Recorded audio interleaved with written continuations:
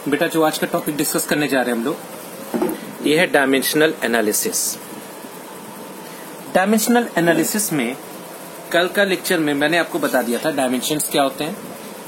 आज हम लोग डिस्कस करने जा रहे हैं बेटा डायमेंशनल एनालिसिस का कॉन्सेप्ट। जब हम डायमेंशनल एनालिसिस की बात करते हैं तो आपको कुछ चीजों को ध्यान में रखना है, बिल्कुल अच्छे से समझ लीजिए। सबसे पहली चीज बेटा, आपको यहां पर फॉर्मूले लिखने हैं और साथ ही साथ उन फॉर्मूलों के साथ आपको उनकी वैल्यूज को भी लिखना है। कैसे करके देखिए, जैसे मुझे लिखना हो लेंथ, तो जब मुझे लेंथ लिखना हो तो मुझे पता है कि मुझे लेंथ को कैसे मेजर करते हैं बेटा, लेंथ को L से डिनोट करते हैं। तो आपका सबसे पहला है टॉपिक एरिया। मुझे एरिया का डायमेंशनल फॉर्मूला लिखना है, ठीक है। तो एरिया का डायमेंशनल फॉर्मूला मुझे अगर लिखना हो तो कैसे लिखेंगे, इसको लिखेंगे लेंथ इंटू ब्रेथ। जब लेंथ इंटू ब्रेथ लिखेंगे तो इस लेंथ इंटू ब्रेथ में पहली चीज जो आ रही है बेटा वो आ रही है लेंथ नाम का डायमेंशन और साथ ही साथ ब्रेथ नाम का डायमेंशन। मतलब अगर हम लेंथ का यूनिट मीटर लिखें और ब्रेथ का यूनिट मीटर लिखें तो आपके पास जो रिजल्ट आएगा वो आएगा मीटर स्क्वायर। यानी अगर डायमेंशन के फॉर्म में लिखने की कोशिश करें तो मुझे लिखना पड़ेगा लेंथ इंटू लेंथ, यानी लेंथ नाम का डायमेंशन 2 बार आ रहा है तो हम इसको लिखेंगे L का स्क्वायर। ये होता है एरिया का डायमेंशन, ठीक है बेटा। ये सबको समझ में आ गया होगा। मुझे अब लिखना है वॉल्यूम। तो सबसे पहली चीज आप वॉल्यूम का फॉर्मूला लिखिए। वॉल्यूम का फॉर्मूला क्या होता है बेटा, length into breadth into height. अब लेंथ इंटू हाइट जब लिखेंगे तो इनका डायमेंशन क्या होगा, इनका डायमेंशन देखें, इसको भी L लिखेंगे, ब्रेथ को भी L लिखेंगे और साथ ही साथ हाइट को भी L लिखेंगे। क्या रिजल्ट आएगा बेटा, रिजल्ट आएगा L क्यूब। किसी भी डायमेंशन को हमेशा इस तरह से ब्रैकेट के अंदर रखते हैं। नेक्स्ट आता है मुझे लिखना हो स्पीड या वेलोसिटी।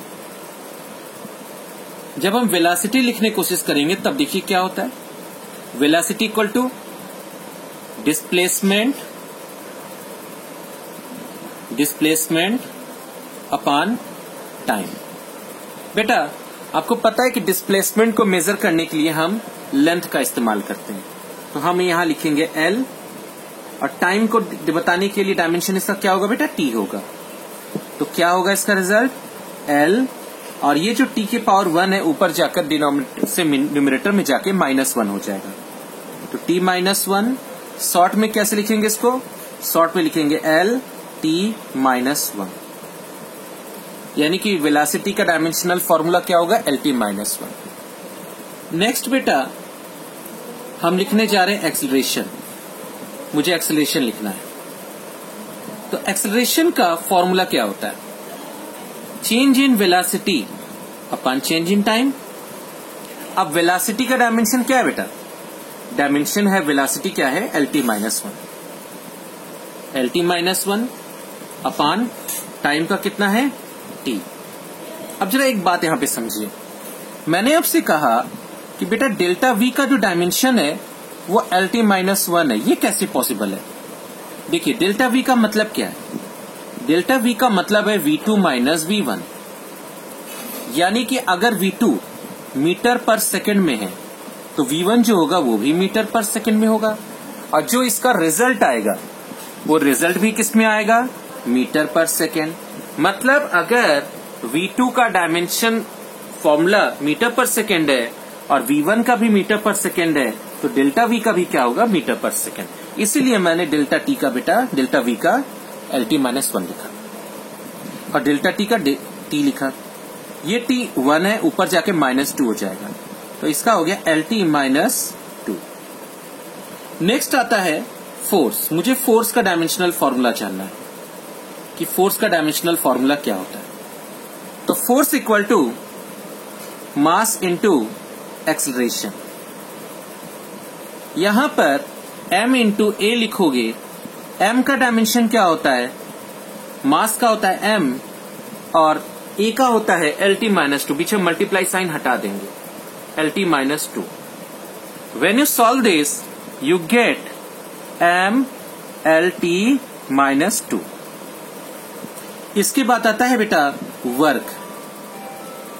वर्क का क्या होता है, देखिए वर्क को हम लिख सकते हैं फोर्स इनटू डिस्प्लेसमेंट। फोर्स का क्या होता है बेटा, फोर्स का होता है MLT-2 और डिस्प्लेसमेंट का क्या होता है, L होता है। यहां से 1 है और यहां से 1 है, तो ये हो जाएगा आपका ML²T-2। ये वर्क का डायमेंशनल फॉर्मूला हो गया। मुझे अब निकालना है पावर का डायमेंशनल फॉर्मूला। पावर का कितना होगा, जब पावर का निकालना होगा तो पावर का होगा बेटा work upon time. Work upon time, work का कितना होगा ML²T-2 और टाइम का क्या होगा बेटा, टाइम का T हो गया, तो ML²T-2 अपॉन T। बेटा -2 और ये T⁻1 मिलके कितना हो जाएगा, ML²T-3। इसी तरह से मुझे अगर डेंसिटी का निकालना होगा तो डेंसिटी इक्वल टू होता है mass upon volume. Mass upon volume का जब मुझे निकालना होगा तो क्या लिखेंगे, देखो मास का हो गया कैपिटल M और वॉल्यूम का हो गया L3। तो डायमेंशनल फॉर्मूला क्या होगा, ML-3। इसी तरीके से मुझे अगर एनर्जी का निकालना होगा, अब एनर्जी में जैसे काइनेटिक एनर्जी मुझे निकालनी होगी या पोटेंशियल एनर्जी निकालना होगा, तो इसको लिखेंगे बेटा ½ mv²। देखिए ½ mv², m का कितना हो गया, हाफ एक कांस्टेंट है, तो किसी भी कांस्टेंट का कोई यूनिट या डायमेंशनल फॉर्मूला नहीं होता है। तो m का कितना लिखेंगे, m लिखेंगे और सिर्फ v का क्या लिखेंगे, LT-1 के पावर स्क्वायर। सॉल्व करने पर आ जाएगा m, यहाँ 2 है तो L² हो जाएगा और T-1 तो -2 हो जाएगा। इसके बाद हमने एनर्जी का देख लिया। इसके बाद हमें देखना है, मान लीजिए मुझे फ्रीक्वेंसी का निकालना है, तो frequency is equal to 1 upon time period होता है। 1 upon time period, 1 upon time period मतलब 1 अपॉन टी। तो जब इसका डायमेंशनल फॉर्मूला निकालेंगे तो क्या आ जाएगा, टी के पावर -1 आ जाएगा। थोड़ी से अब कठिन वाले डायमेंशनल फॉर्मूले पे आते हैं।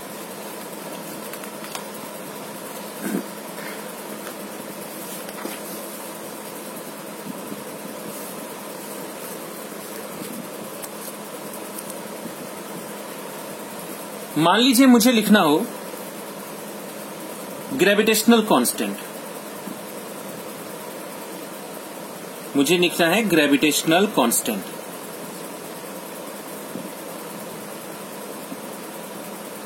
ग्रेविटेशनल कांस्टेंट को कैपिटल G से दिखाया जाता है बेटा। मुझे इसका डायमेंशनल फॉर्मूला देखना है, तो उसके लिए पहले आपको फॉर्मूला याद होना चाहिए। F equal to capital G M1 M2 upon R²। आप यहां से कैपिटल G कैलकुलेट करिए, तो कैपिटल G इक्वल टू क्या आ जाएगा, F into R² upon M1 into M2। अब F का डायमेंशनल फॉर्मूला क्या होता है, MLT-2 एंड R का कितना होगा बेटा, L ऊपर बाहर स्क्वायर आ जाएगा, M1 M2। M1 का कितना हो गया, M हो गया, और M2 का कितना हो गया, अगेन M हो गया। When you solve this, 1m से 1m कैंसिल आउट हो जाएगा, तो m पावर -1 आ जाएगा। L और यहाँ पे स्क्वायर है, तो ये स्क्वायर और ये 1 मिलके क्यूब हो जाएगा और T-2। ये हो जाएगा कैपिटल G का डायमेंशनल फॉर्मूला। मुझे लिखना है प्रेशर, मुझे प्रेशर का डायमेंशनल फॉर्मूला चाहिए। तो प्रेशर का होता है फोर्स अपॉन एरिया। फोर्स का होगा MLT-2 जबकि एरिया का हो गया L स्क्वायर। तो जब आप डायमेंशनल फॉर्मूला लिखेंगे तो आपके पास आ जाएगा ML -1 एंड T -2। इसके बाद बेटा हम एक और वैल्यू निकालने जा रहे हैं, इसको कहते हैं स्ट्रेस। स्ट्रेस क्या होता है बेटा? स्ट्रेस का भी फॉर्मूला फोर्स अपॉन एरिया होगा। स्ट्रेस का भी फॉर्मूला जो होगा वो stress upon force upon area होगा, और फोर्स अपॉन एरिया वही वैल्यू आ जाएगी, दैट इज ML -1 T -2। लेकिन जो दूसरा है बेटा, इसको कहेंगे स्ट्रेन। स्ट्रेन क्या होता है? मान लीजिए आपके पास एक वायर है, इस वायर की ओरिजिनल लेंथ कैपिटल L है। जब आप इस वायर को स्ट्रेच करेंगे तो इसके वायर में कोई ना कोई लेंथ आएगी, इंक्रीज होगा। तो ये जो लेंथ में इंक्रीमेंट हुआ ये स्मॉल l हो जाएगा। तो स्ट्रेन इक्वल टू होता है small l upon capital L। कितना इंक्रीज हुआ और कितना उसका ओरिजिनल लेंथ है।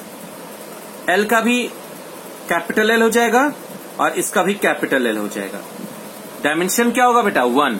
मतलब आप इसको ऐसे लिखेंगे m power 0, l power 0 and t power 0, मतलब इसके डायमेंशन 1 हो गई। इसका कोई डायमेंशन नहीं होगा। इसके बाद हम एक और चीज पढ़ने जा रहे हैं, इसको कहते हैं Young's modulus of elasticity. Young's modulus of elasticity ये एक नया कांस्टेंट है और इसको कहेंगे y। इसको y से डिनोट करते हैं, और y का फॉर्मूला होता है stress upon strain. Stress upon strain बेटा। स्ट्रेस का डायमेंशन क्या होगा? स्ट्रेस का डायमेंशन होगा, अभी आपने स्ट्रेस का डायमेंशन निकाला, ML -1 T -2। और अगर आपको स्ट्रेस का फॉर्मूला डायरेक्ट नहीं याद है तो F अपॉन A तो याद है ना, कैलकुलेट कर लीजिए। और स्ट्रेन का क्या होगा? M power 0, L power 0, T power 0। तो यंग्स मॉडुलस ऑफ इलास्टिसिटी का कितना होगा? ML -1 and T -2। ये होता है तुम्हारा फॉर्मूला। इसको y से डिनोट करते हैं, और अगर नॉर्मली देखा जाए तो ये इलास्टिसिटी के भी इक्वल होगा। अगर हम इलास्टिसिटी का भी डायमेंशन निकालेंगे तो यही आपका वैल्यू होगा। इसके बाद एक और कांस्टेंट आती है बेटा, इसको कहते हैं कोफिशिएंट ऑफ विस्कोसिटी। इसको कहेंगे coefficient of viscosity. Coefficient of viscosity जो होता है इसको डिनोट किया जाता है ईटा से। इसका फॉर्मूला होता है F equal to 6 pi eta R into V। F equal to 6 pi eta into R into V। यहाँ ईटा क्या है? कोफिशिएंट ऑफ विस्कोसिटी है। तो ईटा इक्वल टू क्या हो जाएगा? F अपॉन 6 पाई R इंटू V। एक बात ध्यान देना बेटा, 6 पाई एक कांस्टेंट है, तो आप इसका डायमेंशनल फॉर्मूला नहीं निकालेंगे, लेकिन बाकी टर्म्स का डायमेंशनल फॉर्मूला निकालेंगे। F का होता है MLT -2। 6 पाई कांस्टेंट है तो छोड़ दीजिए। R का डायमेंशन होगा L और V का होगा LT -1। जब आप इसको सॉल्व करेंगे तो देखिए M तो अपनी जगह पर रहेगा, 1L से 1L कैंसिल आउट हो जाएगा, तो आपके पास बचेगा L -1 एंड T। नोटिस करिए -2 और ये -1 ऊपर जाके +1 हो जाएगा, T पावर -1। तो कोफिशिएंट ऑफ विस्कोसिटी का फॉर्मूला ML -1 एंड T -2। बेटा ये कुछ डायमेंशनल फॉर्मूले थे, ये आपको बिल्कुल अच्छे से याद करने हैं। एनसीईआरटी में इंडेक्स में अपेंडिक्स में टोटल 42 वैल्यूज दिए हुए हैं, उनको इस तरह से आप छोटे छोटे पोर्शन में याद करिए और फिर उनको सॉल्व करिए। थैंक यू बेटा। नेक्स्ट क्लास में हम लोग एप्लीकेशंस ऑफ डायमेंशनल फॉर्मूला पढ़ेंगे।